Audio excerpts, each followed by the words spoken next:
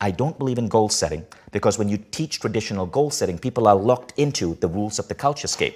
So here's what I suggest. I suggest we ask ourselves 3 questions, and I call these the 3 most important questions. Now, the first question is this. It's what experiences do I want to have? Okay, now I'll tell you why that's important. You see, there are 2 types of goals. There are means goals and there are end goals. So people tend to chase means goals, not realizing these are very different from end goals. A means goal is do well in my LSAT, graduate from college, get that particular job, save up for retirement.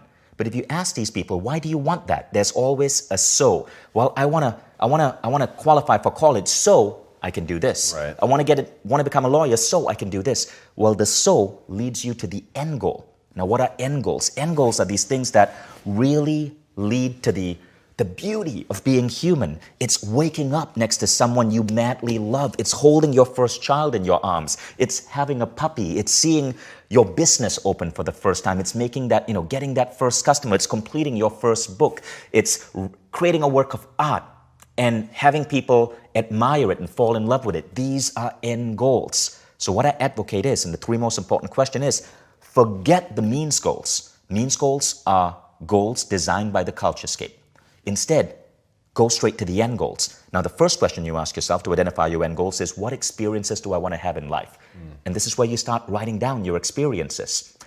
And, when I do this exercise, I ask people to take out a piece of paper, draw 3 columns. So if you're watching, do that right now. Take out a piece of paper, 3 columns. Top of the first column, you're going to write down experiences, right? And ask yourself, what experiences do I want to have? Who do I want to wake up with? What type of house do I want to live in? What countries do I want to visit? Where do I want to travel to? What adventures do I want to have? Whether it's climbing Mount Kinabalu or hiking the Andes.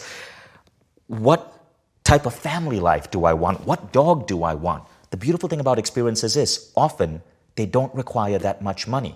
It's crazy. We associate money with happiness, but often the most beautiful experiences in life require no money. Almost any human being today can fall in love, can make a baby. These are some of the most profound experiences I've had.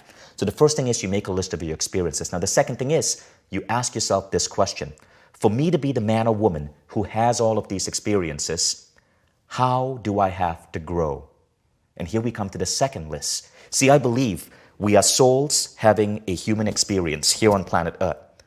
But these souls are not just here to explore all of these wonderful things about being human. I believe as souls, as human beings, we crave growth. Human beings are growth-driven machines. And so you make that second list. And that second list is, how do I want to grow? How can I learn to be a better father, a better spouse, a better lover? What languages do you want to learn? Do you want to learn a musical instrument? Do you want to learn to write? Do you want to learn to play a particular sport or learn a particular skill?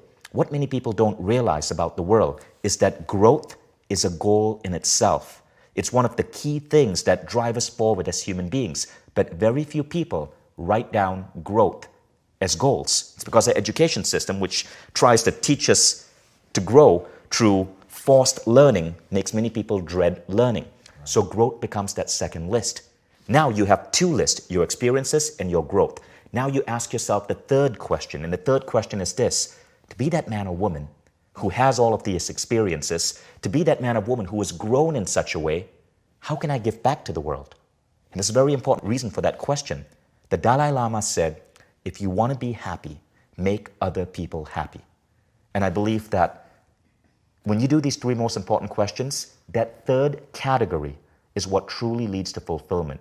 It's when you can take your growth, you can take your experiences and contribute to fellow souls, contribute to the human race. You've learned entrepreneurship, great, mentor someone, mentor a kid who wants to get there.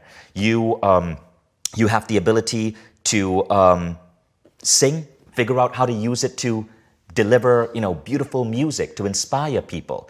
So your list of contributions becomes your steps for you to give back to the world, because that takes you beyond pure happiness into fulfillment. Now, when you have this list, experiences, growth, and contribution, this becomes your goal list.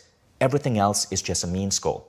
Now, when I started creating this, I found that it allowed me to rewire my brain, to shortcut and bypass so many bullshit rules, to go straight to these final items, to go straight to ways I could contribute, ways I could grow, ways I could have these beautiful experiences. And often these were unconventional paths. Like when I started my company, I didn't work with any investors or VCs. I decided to start my own university, which is happening in Barcelona. But it all came because when you have done the 3 most important questions, you get to short circuit the rules of the culturescape and figure out shorter paths towards true human fulfillment.